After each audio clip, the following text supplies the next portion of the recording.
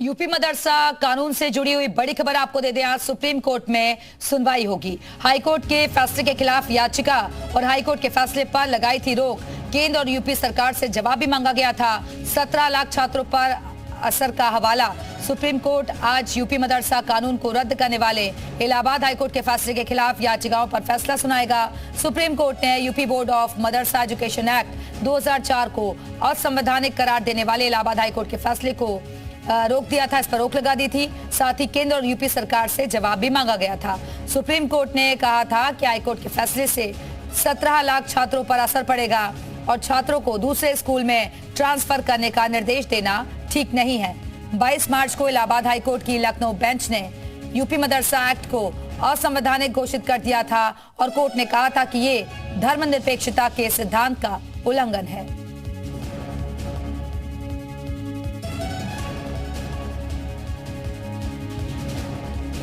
और इसी पर और ज्यादा बातचीत करने के लिए अलग अलग जगहों से हमारे साथ हमारे सहयोगी जुड़ चुके हैं। दिल्ली से अरविंद सिंह हमारे साथ मौजूद हैं, तुषार श्रीवास्तव लखनऊ से हमारे साथ जुड़े हुए हैं, मोहम्मद गुफरान प्रयागराज से हमारे साथ मौजूद हैं, नीना जैन सहारनपुर से हमारे साथ जुड़ी हुई है। लेकिन सबसे पहले अरविंद के पास चलते हैं।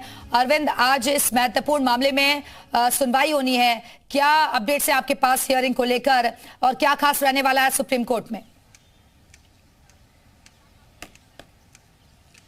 दिग्विजय, इस मामले में जीरें पूरी हो चुकी है, सुनवाई पूरी हो चुकी है। आज अदालत को फैसला पढ़ना है और तकरीबन 10:30 बजे का वक्त होगा जब कोर्ट इस मामले में फैसला सुनाएगा। 10:30 बजे पहले एक दूसरा फैसला आना है निजी प्रॉपर्टी को लेकर के। जब वो फैसला पूरा हो जाएगा संविधान पीठ का, उसके बाद मदरसा एक्ट की जो संवैधानिक वैधता है उस पर कोर्ट फैसला सुनाएगा।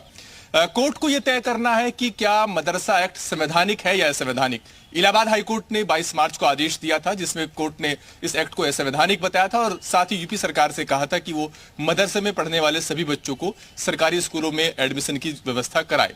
लेकिन 5 अप्रैल को सुप्रीम कोर्ट ने इस आदेश पर अंतरिम रोक लगा दी थी, जिसकी वजह से अभी भी यूपी में मदरसों में एजुकेशन चल रही है। आज के फैसले से यह तय हो जाएगा कि जो 17 लाख बच्चे मदरसों में पढ़ रहे हैं और जो टीचर्स वहां पर पढ़ा रहे हैं उनका भविष्य क्या होगा। यानी इस मामले को लेकर के जीरें पूरी हो चुकी है। आज कोर्ट को सिर्फ फैसला देना है इस पहलू पर। ठीक है अरविंद, आप बने रहेंगे, वापस आएंगे आपके पास। और अब हम चलते हैं गुफरान के पास, प्रयागराज से हमारे से जुड़े हैं गुफरान, क्योंकि अब देखना होगा कि हाईकोर्ट के फैसले को बरकरार रखा जाता है या फिर सुप्रीम कोर्ट का अगला रुख क्या रहता है। 17 लाख बच्चों के भविष्य से जुड़ा हुआ ये फैसला है। बिल्कुल, देखिए इलाहाबाद हाईकोर्ट की लखनऊ बेंच ने जब ये आदेश पारित किया था, रोक लगा दी थी मदरसों की शिक्षा पर, तो जाहिर सी बात है जो मदरसे थे उत्तर प्रदेश के या फिर वहाँ पर शिक्षक या फिर छात्र, सभी का जो भविष्य था वो अधर में था। हालांकि सुप्रीम कोर्ट ने जब सुनवाई की थी सीजेआई की बेंच ने, तो इस पूरे प्रकरण पर रोक लगा दी थी। हाईकोर्ट का जो फैसला था उसको रोक दिया था। कोर्ट ने जो टिप्पणी की थी सुप्रीम कोर्ट ने सुनवाई के दरमियान, वो बहुत महत्वपूर्ण थी। कोर्ट ने ये कहा था कि जो धार्मिक शिक्षा है वो देश में कभी अभिशाप नहीं रही है और कोर्ट ने ये भी कहा था कि धर्म निरपेक्षता का मतलब यह है कि जियो और जीनो दो। तो इस तरीके की जो टिप्पणी कोर्ट की थी वो अपने आप में बहुत महत्वपूर्ण हो जाती है। और आज का जब सुप्रीम कोर्ट का फैसला आएगा तो उससे न सिर्फ मदरसों का भविष्य तय होगा बल्कि मदरसों में तमाम जो शिक्षक हैं या फिर वहाँ पर पढ़ने वाले 17 लाख से ज़्यादा जो छात्र हैं, अभ्यर्थी हैं, उन सब का जो भविष्य है वो भी तय हो जाएगा। इससे पहले हमने देखा था कि सुप्रीम कोर्ट ने जब सुनवाई की थी तो इस पूरे प्रकरण पर स्टेट का भी जो जवाब है वो लिया था और पूरे जो कोर्ट का 86 पेज का ऑर्डर था हाई कोर्ट की लखनऊ बेंच का, उस ऑर्डर का भी अवलोकन किया गया था। ये तमाम पहलुओं को देखने के बाद ही कोर्ट ने फैसला जो है रिजर्व किया था और आज फैसले की घड़ी है। तो निश्चित तौर पर तमाम जो उत्तर प्रदेश के मदरसे हैं, शिक्षक हैं, छात्र हैं, उन सब की निगाहें इस फैसले पर होंगी। और न सिर्फ उत्तर प्रदेश बल्कि देश में तमाम जगहों पर जो मदरसे संचालित हो रहे हैं, जहां पर मदरसे की शिक्षा दी जा रही है, उन जगहों के लोगों की जो निगाहें हैं वो सुप्रीम कोर्ट के फैसले पर टिकी हुई हैं। और सुप्रीम कोर्ट का जब फैसला आएगा तो देखना होगा कि क्या कुछ रहता है, मदरसे के हक में होता है या फिर उसके खिलाफ होता है। ये सभी जो पहलू हैं वो बहुत महत्वपूर्ण है और इस पर देश भर की निगाहें होंगी। ठीक है गुफरान, बने रहेगा, वापस आएंगे आपके पास। लखनऊ चलते हैं, तुषार श्रीवास्तव हमारे साथ जुड़े हुए हैं। तुषार, इस फैसले पर सभी की निगाहें टिकी हुई है कि मदरसा एक्ट क्या कोर्ट की तरफ से संवैधानिक रहता है या इसे असंवैधानिक बताया जाता है, क्योंकि बच्चों के भविष्य से जुड़ा हुआ मामला है। दूसरा, मदरसों पर भी फैसला आना है।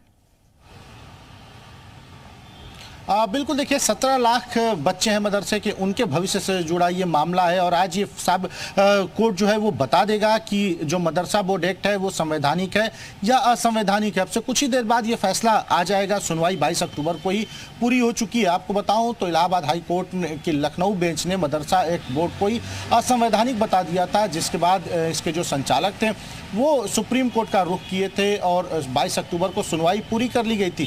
सुनवाई के बाद जो फैसला था उसे रिजर्व रखा गया। आज इस पे कुछ ही देर बाद फैसला आना है कि जो मदरसा बोर्ड एक्ट है वो संवैधानिक है या असंवैधानिक। अगर संवैधानिक होता है तो जैसे मदरसा चल रहा था वैसे ही एज इट इज चलता रहेगा, और अगर हाई कोर्ट के ही फैसले पर कायम रहता है सुप्रीम कोर्ट, तो फिर जो 17 लाख बच्चे हैं मदरसों के उनको निजी विद्यालयों में शिफ्ट कर दिया जाएगा, सरकारी विद्यालयों में भी उनको शिफ्ट किया जाएगा। मतलब जो अलग अलग जो स्कूल्स हैं उनमें उनको अब शिफ्ट कर दिया जाएगा। तो देखने वाली बात ये होगी कि इसको लेकर सुप्रीम कोर्ट का क्या फैसला आता है, सुप्रीम कोर्ट क्या कहता है, क्या सुप्रीम कोर्ट इसे संवैधानिक बताता है या फिर असंवैधानिक बताता है। लेकिन कुछ ही देर बाद ये फैसला होगा और पूरी जो बातें हैं वो क्लियर हो जाएंगी कि सुप्रीम कोर्ट का क्या इसको लेकर मानना है। हालांकि इलाहाबाद हाई कोर्ट की लखनऊ बेंच ने इसको असंवैधानिक बता दिया था और उसको लेकर मदरसा संचालक पहुंचे थे सुप्रीम कोर्ट, जिसको लेकर सुनवाई पूरी हो चुकी है। ठीक है, तुषार आप बने रहेगा। अरविंद सिंह के पास दिल्ली से जुड़े हुए एक बार फिर से चलते हैं। अरविंद, यानी कि सुनवाई तो पूरी हो चुकी है, आज सिर्फ और सिर्फ कोर्ट की तरफ से फैसला आना है इस पर? बिल्कुल, फैसला आना है और सुनवाई के दौरान जो सुप्रीम कोर्ट का रुख रहा है उससे ये प्रतीत होता है कि हाई कोर्ट के फैसले से काफी हद तक सुप्रीम कोर्ट संतुष्ट नहीं था। जब सुप्रीम कोर्ट ने रोक लगाई थी 5 अप्रैल को, उस वक्त भी सुप्रीम कोर्ट ने टिप्पणी की थी कि ऐसा लगता है कि इलाहाबाद हाई कोर्ट ने मदरसा एक्ट को समझने में भूल की है और ऐसा नहीं है कि मदरसों में जो एजुकेशन मिल रही है वो सिर्फ धार्मिक शिक्षा ही है। सुनवाई के दौरान भी कोर्ट ने कई ऐसी टिप्पणियां की हैं जिसमें कोर्ट ने इस बात को कहा है कि अगर हाई कोर्ट में जो याचिकाकर्ता थे उनकी ये मांग थी कि मदरसों में सेकुलर एजुकेशन भी होनी चाहिए, तो इस मांग को पूरा करने का सिर्फ एकमात्र रास्ता यही नहीं होता कि मदरसा एक्ट को ही असंवैधानिक करार दे दिया जाए। तो ये सुप्रीम कोर्ट की सुनवाई के दौरान टिप्पणियां रही हैं।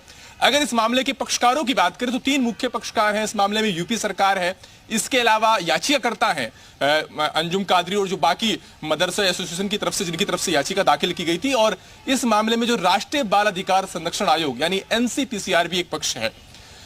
जब हाईकोर्ट में इस मामले की सुनवाई चल रही थी तब यूपी सरकार ने इस कानून के पक्ष में अपनी बात रखी थी, वहां पर इसका समर्थन किया था।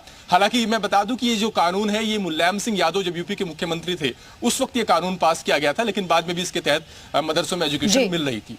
लेकिन जब हाईकोर्ट ने इस एक्ट को असंवैधानिक करार दे दिया तो उसके खिलाफ यूपी सरकार बिल्कुल अरविंद, इंतजार रहेगा उस फैसले का, थोड़ा इंतजार करना होगा, बनी रहेगा। नीना जैन भी सहारनपुर से हमारे साथ जुड़ी हुई हैं। नीना, क्योंकि हाईकोर्ट की तरफ से जो आदेश दिया गया था उससे सुप्रीम कोर्ट संतुष्ट नहीं था और यह भी कहा गया था कि किसी भी चीज को धर्म से जोड़कर नहीं देखा जाना चाहिए। और इसमें क्या था, धर्मनिरपेक्षता का मतलब है जियो और जीने दो।